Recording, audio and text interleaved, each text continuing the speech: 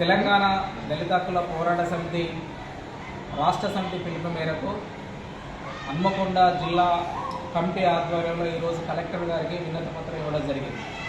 ఈ కార్యక్రమంలో సిపిఐ జిల్లా సహాయ కార్యదర్శి, డిహెచ్పిఎస్ జిల్లా నిర్మాణ బాధ్యులు మధ్య వివేకన్న, జిల్లా అధ్యక్ష కార్యదర్శులు, డిహెచ్పిఎస్ నాయకత్వం అంతా కూడా ఈ కార్యక్రమంలో పాల్గొన్నారు.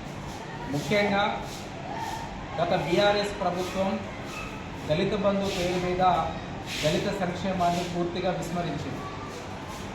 2018 నుండి 2023 సంవత్సరం దాకా ఈ రాష్ట్రంలో ఎస్సీ ఇండస్ట్రీ నుంచి రావాల్సినటువంటి సబ్సిడీలు ఏవైతే ఉన్నాయో ఆ సబ్సిడీలను విడుదల చేయకపోవడం మూలంగా ఆ ఎస్సీ ఇండస్ట్రీ నుంచి రుణాలు తీసుకున్నటువంటి వాళ్ళు అప్పులకు వడ్డీ కట్టలేక నానా ఇబ్బందులు పడుతూ ఉన్నారు. మరొక వైపు తెలంగాణ రాష్ట్ర వ్యాప్తంగా దళితులు కొన్ని సంవత్సరాలుగా నివాసం కొరకు, సాగు కొరకు వ్యవసాయం చేసుకుంటున్నటువంటి భూములను అభివృద్ధి పనుల పేరు మీద బలవంతంగా బీఆర్ఎస్ ప్రభుత్వం భూములను లాక్కున్నది.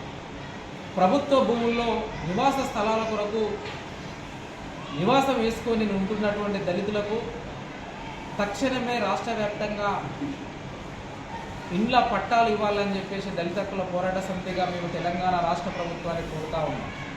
అదే రకంగా ఇందిరమ్మ ఇండ్ల పేరుతోని మళ్ళీ తెలంగాణ రాష్ట్ర వ్యాప్తంగా ప్రతి నియోజకవర్గంలో 3,500 ఇళ్లను ఈ తెలంగాణ కాంగ్రెస్ ప్రభుత్వము మంజూరు చేసింది.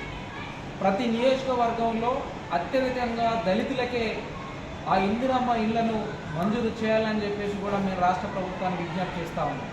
ఎందుకంటే ఊరికి దూరంగా ఆర్థికంగా, సామాజికంగా అన్ని రంగాల్లో వెనుకబడ్డ ఉన్నటువంటి దళితులు కనీసం ఉండడానికి కూడా గూడు లేనటువంటి పరిస్థితిలో ఉన్నారు. ఏ ఊరికి వెళ్ళినా, ఎక్కడ వెళ్ళినా ఇంకా దుర్భరమైనటువంటి జీవితాలు గడుపుతున్నటువంటి వాళ్ళు దళితులు ఉన్నారు. కాబట్టి తక్షణమే ఇందిరమ్మ ఇళ్ల పేరు మీద మంజూరు చేసేటువంటి ఇళ్లను రాష్ట్ర ప్రభుత్వం పెద్ద ఎత్తున దళితులకే ఇవ్వాలని చెప్పేసి కోరుతా ఉన్నాం. అదే రకంగా ఎస్సీ సప్లా నిధుల ద్వారా ఇవాళ దళిత వాడలను ఆధునీకరించాలని చెప్పేసి ఇప్పుడు సీజనల్ వ్యాధులు వచ్చేటువంటి ప్రమాదం పెద్ద ఎత్తున పొంచి ఉన్నది.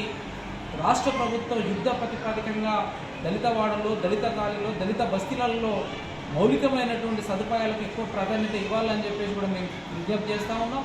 అదే రకంగా రాష్ట్ర వ్యాప్తంగా ప్రైవేటు పాఠశాలలో చదువుతున్నటువంటి దళిత పిల్లలకు 50% ఫీజు రాయితీలను కూడా కల్పించాలని చెప్పి కూడా కోరుతా ఉన్నాం.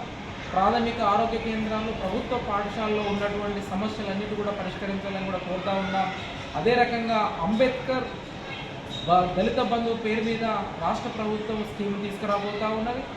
గత ఎన్నికల సందర్భంగా 12 లక్షల రూపాయలు ఇస్తామని చెప్పింది. ఆ తక్షణమే రాష్ట్ర ప్రభుత్వం రుణాలను మంజూరు చేయాలని